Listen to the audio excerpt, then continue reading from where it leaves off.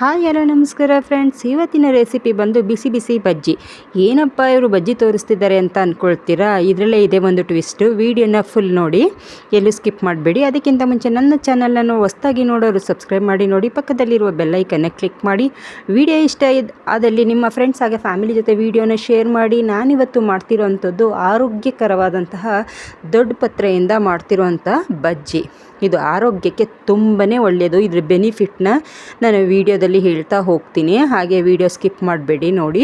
ನಾನಿಲ್ಲಿ ದೊಡ್ಡ ಪತ್ರೆ ನೋಡಿ, ಇದನ್ನು ತೊಳೆದು ಸ್ವಲ್ಪ ಒರೆಸಿ ಎತ್ತಿಟ್ಕೊಂಡಿದ್ದೀನಿ. ಹಾಗೆ ಬಾಳೆಕಾಯಿನೂ ಸಹ ಎರಡು ರೀತಿಯಾಗಿ ಕಟ್ ಮಾಡಿ ಇಟ್ಕೊಂಡಿದ್ದೀನಿ. ಇವಾಗ ಬೋಂಡ ಹಿಟ್ಟನ್ನು ರೆಡಿ ಮಾಡ್ಕೋಬೇಕಲ್ವಾ. ನಾನಿಲ್ಲಿ 1 ಬೌಲ್ ಆಗೋಷ್ಟು ಬೋಂಡ ಹಿಟ್ಟು ಅಂದರೆ ಕಡಲೆ ಹಿಟ್ಟನ್ನು ತೊಗೊಂಡಿದ್ದೀನಿ. ಇದನ್ನು ನೀವು ಸ್ವಲ್ಪ ಜರಡಿ ಮಾಡ್ಕೊಬಿಟ್ರೆ ತುಂಬ ಬೆಸ್ಟ್ ಅಂತಲೇ ಹೇಳ್ಬೋದು, ಯಾಕೆಂದರೆ ಅದ್ರ ಗಂಟೆಲ್ಲ ಹೊರಟೋಗ್ಬಿಡುತ್ತೆ. ಇವಾಗ ರುಚಿಗೆ ತಕ್ಕಷ್ಟು ಸ್ವಲ್ಪ ಉಪ್ಪನ್ನು ಹಾಕೋಬೇಕು. ರುಚಿ ನೋಡ್ತಾ ನೀವು ಹಾಕೋಬೋದು. ಹಾಗೆ ಖಾರಕ್ಕೆ ಸ್ವಲ್ಪ ಅಚ್ಚ ಖಾರದ ಪುಡಿನ ಸೇರಿಸ್ಕೊಳ್ಳಿ. ಇದು ಸ್ಪೈಸಿ ಇದ್ದರೆ ಅಷ್ಟು ಚೆನ್ನಾಗಿರಲ್ಲ, ಮೈಲ್ಡಾಗಿದ್ದರೆ ತುಂಬ ಚೆನ್ನಾಗಿರುತ್ತೆ. ಹಾಗೆ ಇದಕ್ಕೆ ನಾನು ಅಕ್ಕಿ ಹಿಟ್ಟನ್ನು ಸೇರಿಸ್ಕೊಳ್ತಾ ಇದ್ದೀನಿ. ಅಕ್ಕಿ ಹಿಟ್ಟನ್ನು ಸಹ ಅಷ್ಟೇ ಜಾಸ್ತಿ ಸೇರಿಸ್ಕೋಬಾರ್ದು. ಅಕ್ಕಿ ಹಿಟ್ಟನ್ನ 1-2 ಸ್ಪೂನ್ ಆಗೋಷ್ಟು ಅಷ್ಟೇ ನಾನು ಸೇರಿಸ್ತಾ ಇರೋದು. ನೀವು ಜಾಸ್ತಿ ಹಾಕೊಂಡ್ಬಿಟ್ರೆ ಇದು ಒಂಥರ ರೊಟ್ಟಿ ಥರ ಆಗಿಬಿಡುತ್ತೆ. ಅದಕ್ಕೆ ಸ್ವಲ್ಪನೇ ಅಂದರೆ ಕ್ರಿಸ್ಪಿ ಬರಲಿ ಅಂತ ಅಷ್ಟೇ ನಾನು ಸೇರಿಸ್ತಾ ಇರೋದು. ಇವಾಗ ಚೆನ್ನಾಗಿ ಮಿಕ್ಸ್ ಮಾಡಿ ಸ್ವಲ್ಪನೇ ನೀರನ್ನು ಹಾಕ್ತಾ ಈ ಬೋಂಡ ಹಿಟ್ಟು ರೆಡಿ ಮಾಡ್ಕೊಳ್ತೀವಲ್ವ, ನಿಮ್ಗೆ ಗೊತ್ತಾಗ್ಬಿಡುತ್ತೆ. ತುಂಬ ತೆಳ್ಳೂ ಮಾಡ್ಕೋಬಾರ್ದು, ತುಂಬ ಗಟ್ಟಿನೂ ಮಾಡ್ಕೋಬಾರ್ದು. ನೀವು ತುಂಬ ಗಟ್ಟಿಯಾಗಿ ಕಲಿಸ್ಕೊಂಬಿಟ್ರೆ ಅದು ರೊಟ್ಟಿ ಥರ ಆಗಿಬಿಡುತ್ತೆ, ಅಂದರೆ ಉಬ್ಬಿ ಬರೋದಿಲ್ಲ. ತುಂಬ ತೆಳು ಮಾಡ್ಕೊಂಬಿಟ್ರೂ ಅಷ್ಟೇ, ಅದು ನಾವು ಎಣ್ಣೆಗೆ ಹಾಕೋ ತಕ್ಷಣ ಸ್ಪ್ರೆಡ್ ಆಗಿಬಿಡುತ್ತೆ. ನೀವು ಯಾವುದಕ್ಕೆ ಹಾಕ್ತಿದ್ರಿ, ಎಲೆನೋ ಅಥವಾ ಬಾಳೆಕಾಯಿಗೆ ಹಾಕ್ತಾಯಿದ್ರೆ ಅದರಲ್ಲಿ ಅಂಟ್ಕೊಳ್ಳಲ್ಲ. ನೋಡಿ, ಇಲ್ಲಿ ನಾನು ಇವಾಗ ಎಲೆನ ಹಾಕ್ತಾಯಿದ್ದೀನಿ. ಎಲೆಗೆ ಜಾಸ್ತಿ ಹಿಟ್ಟನ್ನು ಹಾಕಬಾರ್ದು. ನಾವೇನು ಹಾಕಿದ್ದೀವಿ ಇವಾಗ ಎಲೆ ಅಥವಾ ಬಾಳೆಕಾಯಿ, ಅದು ನಾವು ತಿನ್ನಬೇಕಾದ್ರೆ ನಮ್ಮ ಬಾಯಿಗೆ ಸಿಗಬೇಕು. ಬರೀ ಹಿಟ್ಟೆ ಸಿಕ್ಕಿದ್ರೆ ಅದು ನಮಗೆ ಅಷ್ಟೊಂದು ರುಚಿ ಅನಿಸೋದಿಲ್ಲ. ಅದಕ್ಕೋಸ್ಕರ ನಾನು ಈ ರೀತಿ ಕಲಿಸಿರುವಂಥದ್ದು. ನಾನು ಆವಾಗಲೇ ಹೇಳ್ದಂಗೆ ಈ ದೊಡ್ಡ ಪತ್ರೆ ತುಂಬ ಆರೋಗ್ಯಕ್ಕೆ ಒಳ್ಳೆಯದು ಅಂತ ಹೇಳ್ತಾರೆ. ಇದನ್ನು ನಿಮ್ಮ ಕಡೆ ಅಂದರೆ ಒಬ್ಬೊಬ್ಬರು ಒಂದೊಂದು ಕಡೆ ಬೇರೆ ಬೇರೆ ಹೆಸರಿಂದ ಕರಿಬೋದು. ಆದರೆ ನನಗೆ ಗೊತ್ತಿರೋ ಪ್ರಕಾರ ಇದಕ್ಕೆ ದೊಡ್ಡ ಪತ್ರೆ ಅಂತಲೇ ನನಗೆ ಗೊತ್ತಿರೋದು. ಇನ್ನೊಂದು ಹೆಸರು ನನಗೆ ಅಷ್ಟಾಗಿ ಗೊತ್ತಿಲ್ಲ. ನಿಮ್ಗೆ ಯಾರಾದರೂ ಗೊತ್ತಿದ್ದರೆ ಕಮೆಂಟ್ ಮಾಡಿ. ನಾನಿಲ್ಲಿ ಬಾಳೆಕಾಯಿನೂ ಸಹ ಹಾಕ್ಕೊಳ್ತಾ ಇದ್ದೀನಿ. ಬಾಳೆಕಾಯಿನ ನಾನು ಸ್ವಲ್ಪ ತಿಕ್ಕಾಗಿ ಅಂದರೆ ದಪ್ಪ ಸೈಜಲ್ಲಿ ಕಟ್ ಮಾಡಿದ್ದೀನಿ.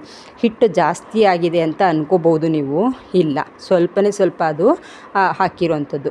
ನೋಡಿ, ಇವಾಗ ಹಾಕ್ತಿದ್ದಂಗೆ ಇದು ಪೂರಿ ಥರ ಉಬ್ಬಿ ಬರ್ತಾ ಇರುತ್ತೆ. ನಾನಿಲ್ಲಿ ಯಾವುದೇ ರೀತಿಯಾದಂತಹ ಸೋಡಾ ಏನೂ ಬಳಸಿಲ್ಲ. ಇನ್ಸ್ಟೆಂಟಾಗಿ ಮಾಡಬೇಕಾದ್ರೆ ನೀವು ಸ್ವಲ್ಪ ಈ ಬಿಸಿ ಆಯಿಲ್ ಇಟ್ಟಿರ್ತೀರಲ್ವ, 1-2 ಸ್ಪೂನ್ನ ಹಾಕೋಬೋದು. ನಾನಿಲ್ಲಿ ಆಯಿಲು ಸಹ ಸೇರಿಸಿಲ್ಲ, ಯಾವುದೇ ಇದು ಸೋಡಾ ಏನೂ ಹಾಕಿಲ್ಲ. ಇನ್ನೊಂದೇನಪ್ಪ ಅಂದರೆ ಈ ಕಡಲೆ ಹಿಟ್ಟು ಕೆಲವರಿಗೆ ತುಂಬ ಗ್ಯಾಸ್ಟ್ರಿಕ್ ಆಗಿಬಿಡುತ್ತೆ ತಿನ್ನುವಾಗ. ಅದಕ್ಕೆ ಅವ್ರೇನು ಮಾಡ್ಬೋದು ಅಂದರೆ ಈ ಓಂಕಾಳು ಅಂತ ಬರುತ್ತಲ್ವ, ಅದನ್ನು ಸ್ವಲ್ಪ ಕ್ರಷ್ ಮಾಡಿ ಹಾಕೋಬೋದು. ನಾನಿಲ್ಲಿ ಯಾಕಪ್ಪ ಹಾಕಿಲ್ಲ ಅಂತ ಹೇಳಿದ್ರೆ, ಈ ಎಲೆದು ಪರಿಮಳ ಈ ಬಜ್ಜಿನಲ್ಲಿದ್ರೇ ಅದು ಮಜಾ ಕೊಡೋ ಅಂಥದ್ದು. ನೀವು ಆ ಓಂಕಾಳನ್ನು ಹಾಕಿಬಿಟ್ರೆ ಅದ್ರ ಫ್ಲೇವರು, ಅದ್ರ ಪರಿಮಳ ಮತ್ತು ಇದ್ರ ಪರಿಮಳ ಎರಡೂ ಮಿಕ್ಸ್ ಆಗಿಬಿಟ್ಟು ನಾವೇನು ತಿಂದ್ವಿ ಅನ್ನೋದು ನಮಗೆ ಗೊತ್ತಾಗೋದಿಲ್ಲ. ಅದಕ್ಕೋಸ್ಕರ ನಾನು ಇಲ್ಲಿ ಯಾವುದೇ ರೀತಿಯಾದ ಓಂಕಾಳು ಏನೂ ಸಹ ಬಳಸಿಲ್ಲ. ನಿಮ್ಗೆ ಯಾರಿಗಾದ್ರೂ ನಿಮ್ಗೆ ಗ್ಯಾಸ್ಟ್ರಿಕ್ ಆಗುತ್ತೆ ಅನ್ನೋರಿದ್ದರೆ ಸ್ವಲ್ಪ ಬಳಸ್ಕೋಬೋದು. ನೋಡಿ ಎಷ್ಟು ಚೆನ್ನಾಗಿ ಈ ಪಾನಿಪುರಿ ಸಿಗುತ್ತಲ್ವ, ಆ ರೀತಿ ಎಷ್ಟು ಚೆನ್ನಾಗಿ ಉಬ್ಬಿ ಬರ್ತೈತೆ. ಈ ಸೋಡಾ ಏನೂ ಹಾಕೋದು ಬೇಕಾಗಿಲ್ಲ. ಇದು ಇನ್ನೊಂದೇನಪ್ಪ ಅಂದರೆ ಬಿಸಿ ಇರುವಾಗಲೇ ತಿಂದರೆ ಇದು ತುಂಬ ಟೇಸ್ಟ್ ಸೂಪರಾಗಿರುತ್ತೆ. ನೀವು ಬಾಯಲ್ಲಿ ಇಟ್ಕೊಳ್ತಿದ್ದಂಗೆ ಆ ಎಲೆ ಪರಿಮಳ ಬರುತ್ತಲ್ಲ, ತುಂಬ ಚೆನ್ನಾಗಿರುತ್ತೆ. ಈ ಮಕ್ಕಳು ಸಹ ಆರೋಗ್ಯಕ್ಕೆ ಒಳ್ಳೆಯದು. ನಾವೇನು ಹಾಗಲಕಾಯಿ ಎಲ್ಲ ಕೊಟ್ಟರೆ ತಿನ್ನೋದಿಲ್ಲ. ಅದೇ ಥರ ಇದೂ ಅಷ್ಟೇ. ಇದು ಈ ಕೆಮ್ಮಿಗೆ ತುಂಬಾ ಒಳ್ಳೆಯದು. ಮಕ್ಕಳಿಗೆ ಕೆಮ್ಮಾದಾಗ ಇದರ ರಸನ ಜೇನುತುಪ್ಪದಲ್ಲಿ ಹಾಕಿ ತಿನ್ನಿಸಿದ್ರೆ ಕೆಮ್ಮು ಬೇಗ ಕಡಿಮೆ ಆಗುತ್ತೆ ಅಂತ ಹೇಳ್ತಾರೆ. ಹಾಗೆ ನಾವು ಸಹ ಇದನ್ನು ಹಾಗೆ ಹಸಿ ರಸನ ನೀವು ಗೆಜ್ಜಿಬಿಟ್ಟು ಕುಡಿಬೋದು. ಆದರೆ ಕುಡಿಬೇಕಾದ್ರೆ ಅದು ಸ್ವಲ್ಪ ಒಂಥರ ಒಗೋಗ್ರ ಥರ ಇರುತ್ತೆ, ಅದು ತಿನ್ನೋದಕ್ಕಾಗೋದಿಲ್ಲ, ಕುಡಿಯೋದಕ್ಕೂ ಆಗೋಲ್ಲ. ಅದಕ್ಕೋಸ್ಕರ ನಾವು ಈ ರೀತಿ ನಮಗೆ ಬಾಯಿಗೆ ರುಚಿನೂ ಆಗಬೇಕು, ಆರೋಗ್ಯಕ್ಕೂ ಒಳ್ಳೆಯದಾಗಬೇಕು ಅಂತ ಅಂದ್ಕೊಂಡಾಗ ಈ ರೀತಿ ನಾವು ಸ್ವಲ್ಪ ಚೇಂಜಸ್ ಮಾಡಿ ತಿನ್ನಬೇಕು ಅಲ್ವಾ. ನೋಡಿ ಎಷ್ಟು ಚೆನ್ನಾಗಿದೆ.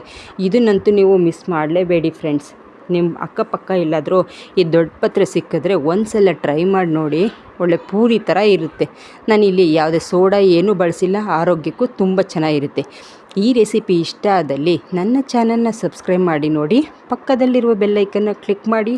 ಹಾಗೆ ಈ ವಿಡಿಯೋ ಇಷ್ಟ ಆದಲ್ಲಿ ನಿಮ್ಮ ಫ್ರೆಂಡ್ಸ್ ಹಾಗೆ ಫ್ಯಾಮಿಲಿ ಜೊತೆ ವಿಡಿಯೋನ ಶೇರ್ ಮಾಡಿ ಅಂತ ಹೇಳ್ತೀನಿ. Thank you.